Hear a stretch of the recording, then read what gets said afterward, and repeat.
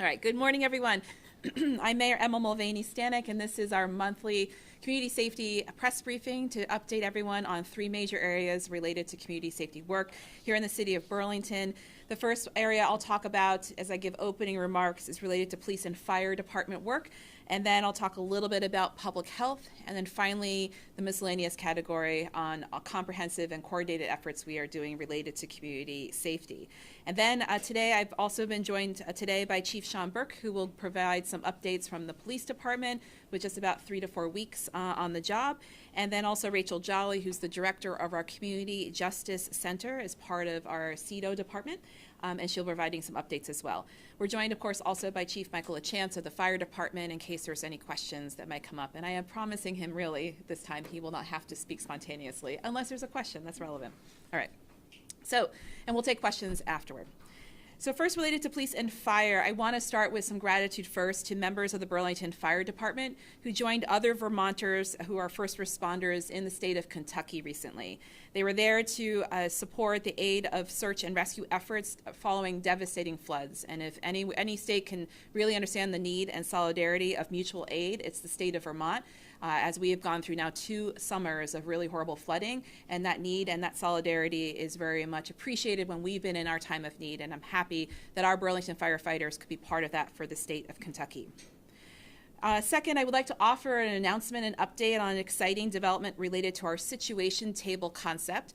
This is, just as a reminder, the situation table is an evidence-based intensive case coordination model. I've talked about this in prior community safety conversations, and my senior advisor on community safety, Ingrid Jonas, has been hard at work working with the state of Vermont to explore this option for Burlington.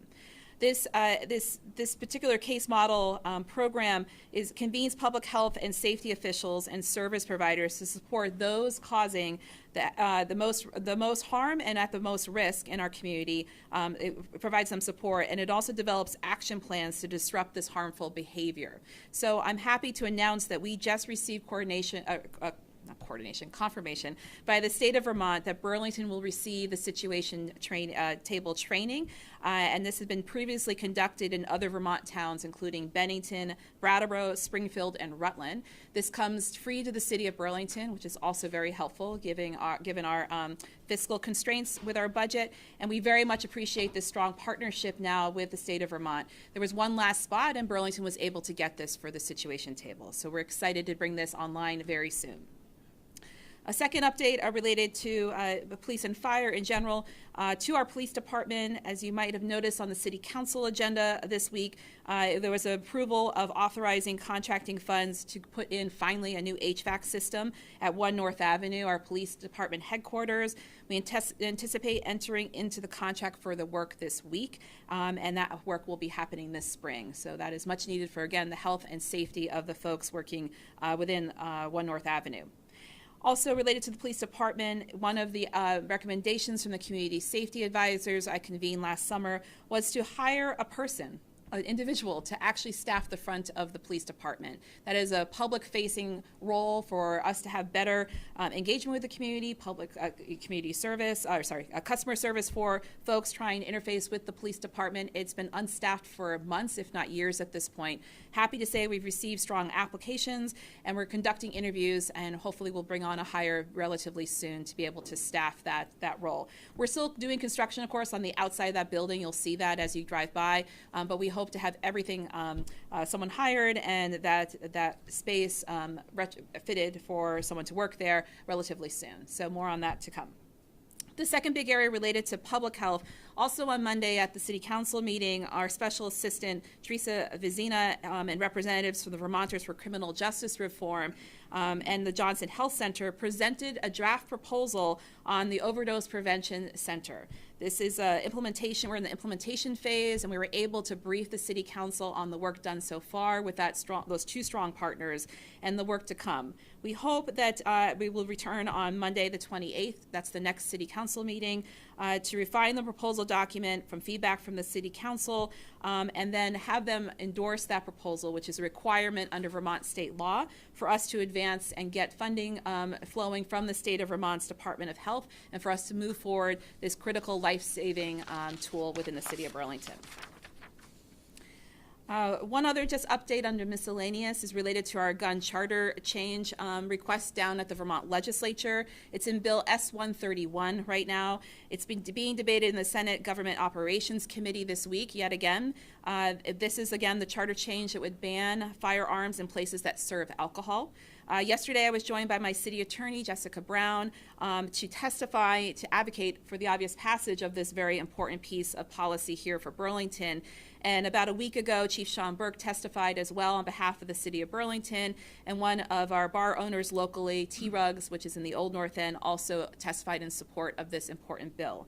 I really appreciate other Burlingtonians who've testified in support of this, including Councilor Becca Brown-McKnight and Councilor Merrick Broderick, who has helped in the lead up of getting this passed by voters back during town meeting day. The legislative delegation for Burlington is also pushing hard behind this effort, because we know this is one more additional piece we need in our community safety strategies up here in Burlington to make sure our downtown is safe, not only for patrons, but also the folks who work downtown, and making sure that we understand the basic science here that alcohol and guns do not mix. It's a dangerous combination. Just a quick reminder, as a former legislator, charter changes are not subject to the same rules of bills and deadlines as normal bills. Charter changes can move throughout the process for the entire session, so we're really strongly hopeful that it will pass out of the Senate soon and then move into the House, and hopefully we could have an answer to this being passed by the Vermont legislature and signed by the governor by the end of the legislative session. That is my hope. And with that, I'm going to pass it now over to Chief Sean Burke, I think is the first one up, to share a few remarks. Thank you, Mayor. Yeah. Good morning, everybody. Thank you for being here. Day 18 on the job for me. So, but by way of updates, what's become really apparent with meetings with internal staff and also our community stakeholders is a desperate need for better coordination of all the services that we offer at the Burlington Police in ways that can help us both operationally, efficiently, but more importantly, getting the right resource to the right crisis at the right time. So that work will be coming online hopefully very soon. Those that are familiar with the police organization know that we have seasons in policing. We call them tours. In the beginning of May, we change our uniform schedule. It's an excellent time to kind of either restate priorities or engage in new processes. So to that end, we will definitely be looking toward efficiencies in how we use our community service officers, our CSLs, and how we can ultimately better coordinate with our Community Justice Center. We all know about the backlog that we face in district court, the challenges that are presented there.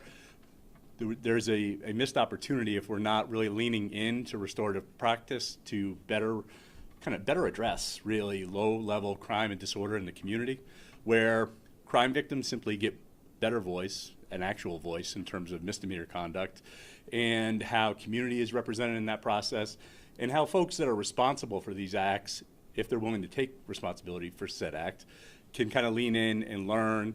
And ultimately, we know if we do this work correctly, recidivism rates are just simply lower with this category of offender. So that's at a very high level what's been going on. Again, I'll just say it's been 18 days. It's been a whirlwind amongst other demands that anyone in policing faces. And I appreciate being here this morning with the mayor. Thank you, Chief. And picking up on that theme of restorative practices, we are joined today with our director of our Community Justice Center, Rachel Jolly. And I'll just say before she comes up here, I've really appreciated the CJC's ongoing work to really work at alternatives for folks who have caused harm in our community. And I'm really proud to say that we're continuing to find ways to strengthen, as the Chief was just mentioning, coordination between the BPD and CJC, because we are all part of the city system, and I'm looking forward to updates. Hi everyone, my name is Rachel Jolly. As Mayor just said, I'm Assistant Director of CEDO and head up the Community Justice Center. So I'm really just going to, say how grateful I am to have Chief Burke on board. Given what you just heard, he really does understand what restorative justice does, what it's about, and the kind of changes it can make. And just as a recap in terms of what the CJC is here to do, we're using restorative practices, which are non-punitive methods of holding people accountable or creating the conditions really for people to take accountability, and to foster ways for healing, accountability, and repair of harm. So we're set up for the people impacted by and responsible for crime and harm and conflict in our community. So we're serving really everybody involved when there is crime. And the Burlington CGC has been taking direct referrals from our police department since 2004. So this is not new, but it's a really small and probably quiet way, but an impactful way of diverting, in a way, many cases that could go to the courts and add to that backlog.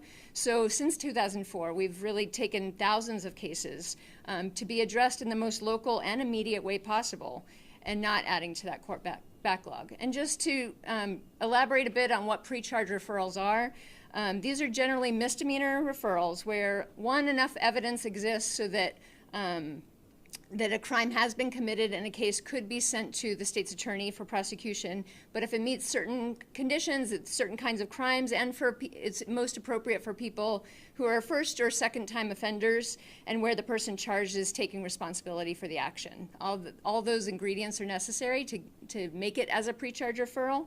And the primary benefit is timeliness. These are cases that could come to us even the day of, or certainly within a matter of days or weeks of the incident itself. And for the person, absolutely, the victim can have that kind of timeliness in terms of outreach. They can be, our staff are going to be reaching out to see how or if they want to be involved. Obviously, the process is voluntary, and so all parties need to enter it voluntarily. So the victim has at least that option to maybe speak to a victim liaison to have their wishes carried through that, interpreted in that way through a liaison, or to be physically present with the responsible party if that was something that they wanted. Of course, we're going to be reaching out to the responsible party to explain the program. It is voluntary. If they're not taking responsibility, then it's not going to be an appropriate referral. And then to talk with them, to work with them about what kinds of actions, beliefs, circumstances led up to the incident itself, what's transpired since, and what are their thoughts on what might be needed for repair and healing. Obviously, those same kind of questions are asked for the victim. And then community volunteers are also part of the process when appropriate. These are local folks who are from the community at large, and generally, we know our communities are impacted when there's crime involved. So, as an indirect way, they're speaking as impacted parties too. And then collaboratively, an agreement is reached about what would lead to healing and repair. We also, just to mention that we also use cultural advocates too, knowing that sometimes our volunteers are not best representing the different identities that may be in the room for responsible and impacted parties. We have paid cultural advocates who represent some of the more dominant, more the racial and cultural backgrounds of the communities that we are serving that are coming our way and through referrals. Besides timeliness, this is a less expensive option. This is one of the most affordable options. Once it goes to the court process, we know that prices, the costs are just going to increase from the attorneys and just different processes there.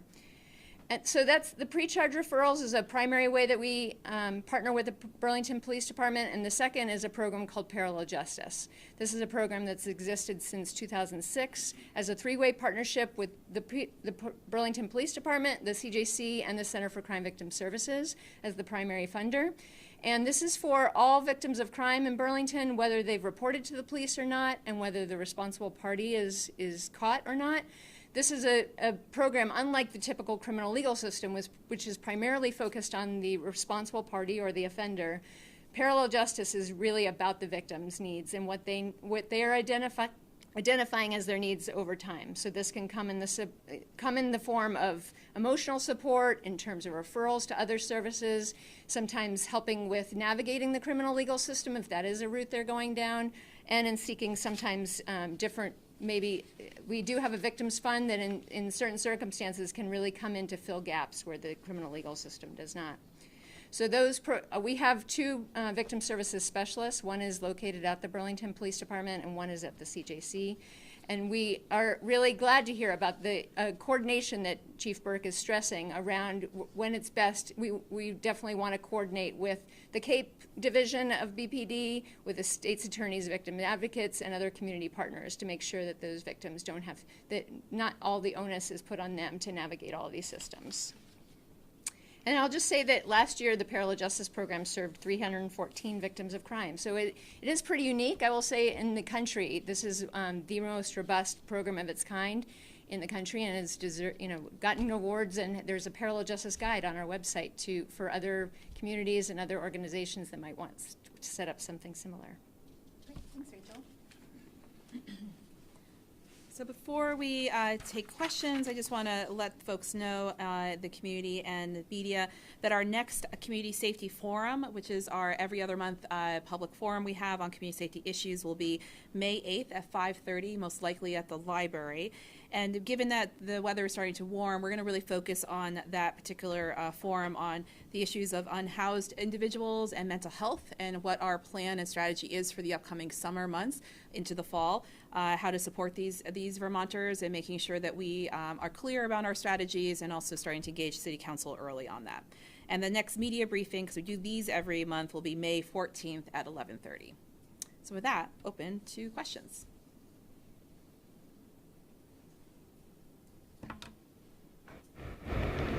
Well, addressing something going on a bit more federally, especially here locally with the recent detainees from ICE. We're just curious, understanding that that is more of a federal initiative that's going on, but just curious if these instances were to happen within Burlington, sort of what measures you all have to follow in those instances, whether it be on the law enforcement side or the public office side.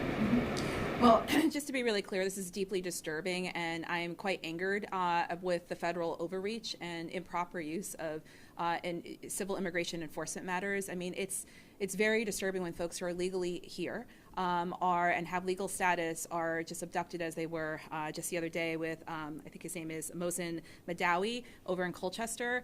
It is really starts to undermine the actual premise of what our democracy is and what our country really should be about, where folks should not be living in fear. By extension, though, this increases the fear for immigrant refugees here in our community, and that is very real, and I've been hearing that since November, to be perfectly frank. And the city of Burlington is trying to be as consistent and vocal as possible to say we are not changing our values, we're not changing our program and policies, we're doubling down on our commitment to these members of our community. They are part of Burlington, and we want to make sure people are not living in fear and stepping away from bringing kids to school or childcare, not stepping away from engaging with our local law enforcement. We are not the federal government. And by extension, all of the principles that we put forward in the 2018-2019 resolution that first put the core principles of a sanctuary city still are in play here in Burlington. Nothing has changed there in terms of where we are clear-eyed on our commitment to creating a safe and protected city. With that, technically, our city policies for the police department in particular remain the same. Our fair and impartial policing policy is where you will find that we do not participate in civil immigration enforcement matters for the federal government. That has not changed. We are continuing to do so. That is very purposeful. So again, folks can be trusted and trust our local police department to be able to engage when they're a victim of crime or need the support of our police services or any first responder, that they know they can trust the city of Burlington. But it's deeply disturbing, and this chaos is having an impact, and it is impacting the well-being of folks who live here in Burlington. And I just can't underscore enough that myself as the mayor and the city is standing right by folks who are in this vulnerable situation. And I do hope that the state of Vermont and other municipalities, not only in our state but elsewhere, really sound the alarm about how dangerous. We've really gone beyond the line now around what is proper, and it is deeply disturbing. We're headed in a very dangerous direction. So I have a question. So continuing on the federal model, so is the city of Burlington and the departments in the city of Burlington, including the Community Justice Center, are you confident that your funding is going to remain at the current level? Are you concerned that cuts at the federal level are going to affect any of the departments in the city of Burlington?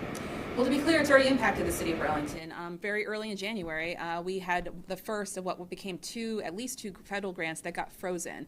The first was with the Burlington Electric Department, related to some of our electrification efforts with our climate work that we're doing. That one is still frozen technically right now. A second one was related to a workforce development grant we received through our Business Workforce and Development Department, which was designed to train people to enter the construction trades, to actually help us with weatherization. These are two major things that are needed, regardless of politics, frankly, around building more housing and making sure that we can tighten up that housing so that people can be warm, frankly. which is absurd to me. That grant was the money was eventually released. The city of Burlington has joined lawsuits to try to really fight back, frankly, on the unjust freezing of funds. We have still not been able to find a way forward quite yet with BED's federal funding, but that enterprise fund is able to pivot a bit more easily than general fund departments. But I want to be really clear, there is no confidence here because the chaos seems to be the focal point of the federal government at this point. And so we are trying to do due diligence of making sure we understand where federal funding is right now within all city departments, what would be the potential risk, and also being very clear with whatever is being funded that we can't backfill. The general fund does not have a large cash pool to backfill federal grants, and this is deeply destabilizing for local and state probably government, but local government everywhere because there is so much dependency on federal funding, and that is the structure of our government. So when I say chaos, I mean that very purposefully. And that is just the funding. The last thing I'll say on that is the impacts on the reduction of the federal government workforce is also significantly impacting our operations as a city. I know the CEDO director is here a few weeks ago now. We routinely engage with HUD related to housing and other low-income policies and whatnot that we do and programs that we run as a city. And emails started bouncing back with no notice. Our normal contacts were no longer federal employees. And so that creates backlog and delay, confusion often at times, and we're seeing more of that as well. So this makes it 10 times harder to run a city, and that uncertainty is not easy for us in terms of funding or, frankly, just staffing. Mm-hmm. Anything else? I guess coming back here locally, with changes coming to the Burlington Fire Department, do you all have any ideas as to what the next chapter will look like?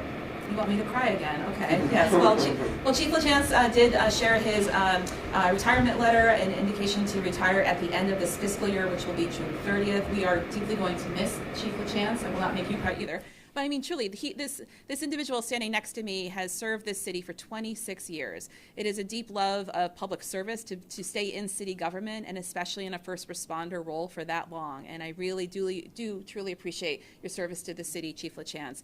We've already started the process to start looking for we can't replace Chief LaChance, that's impossible, but the transition for a new leader for the fire department. And I expect around early May to be making, in general, my intentions for reappointments and new and directions for any vacancies, which we now have one, in early May, so stay tuned for that. The process then goes, it's the same for every department head per charter.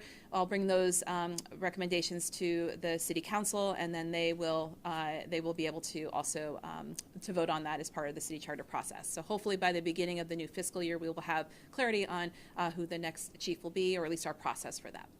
Okay. Anything else? Do you want to add anything about that? You don't have to. No, really. Okay, great. Okay, I will stand right here. I promise. Okay. Yes, Charlie. So do you have an update on any movement on getting a new public safety building? Is there anything happening with that, or is it just the same?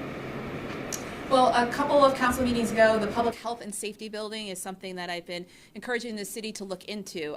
We have capital and infrastructure issues with both our central fire station as well as the Burlington Police Department headquarters, and it seems most efficient and effective and strategic, frankly, to bring those needs together, just to scope out what is possible for having a state-of-the-art, healthy, workable building for our first responders, especially in the center city area. And so it started with an idea on the pre-development agreement for Memorial Block for just relocating the fire services at Central Fire Station. It's a great and historic and beautiful building, but it doesn't actually really work well for a modern fire department building.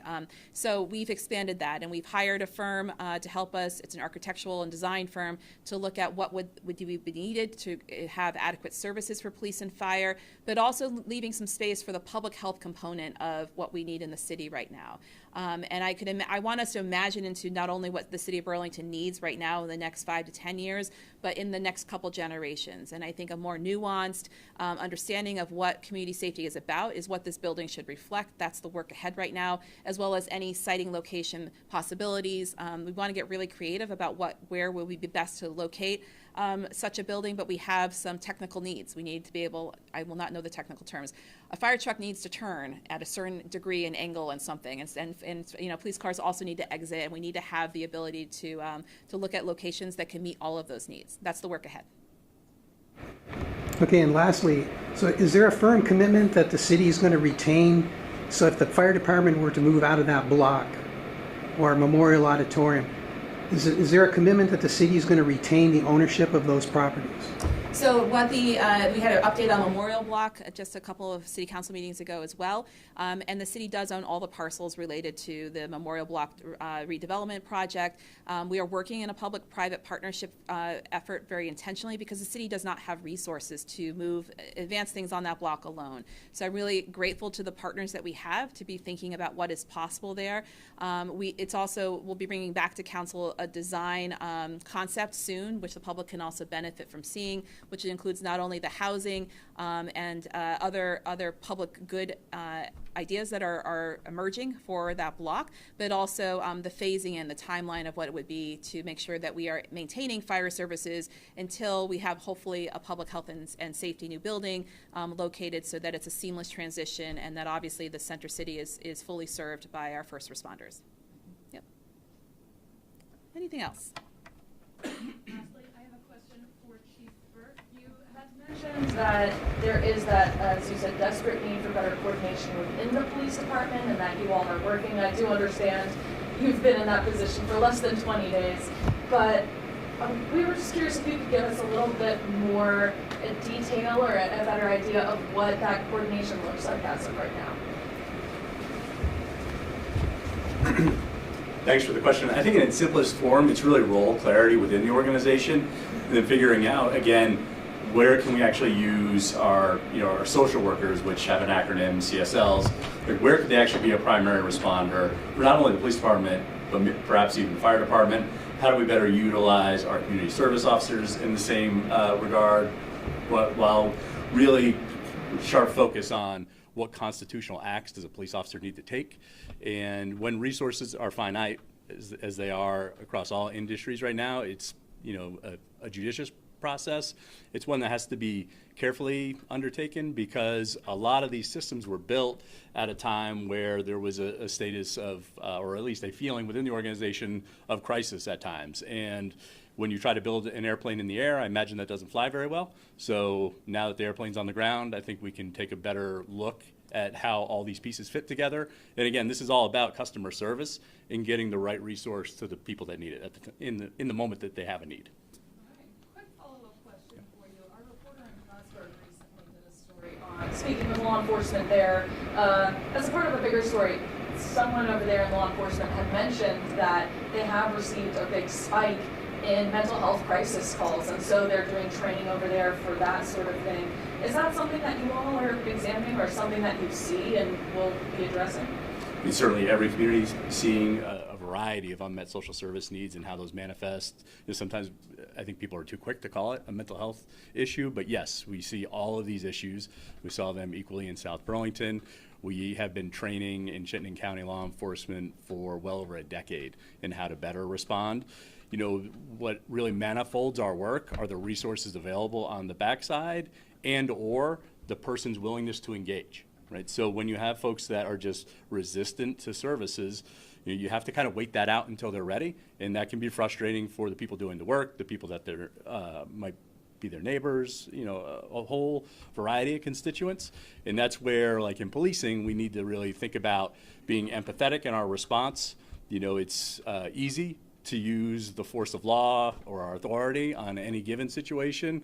It's much more powerful when we can do it almost like with the principle of restorative practice. It's a process that you do with as opposed to to or for, right? So I think some of that philosophy within the organization, some understanding, some empathy, and better coordination will just result naturally in better service. Thank you, sir. Anything else? As the clock, I love being this close to the clock. It just reminds me what time it is. Keep it moving. All right, well, seeing none, just a reminder again, the Community Safety Forum, next one is May 8th, and the next media briefing will be May 14th. Thank you all for coming. Appreciate it.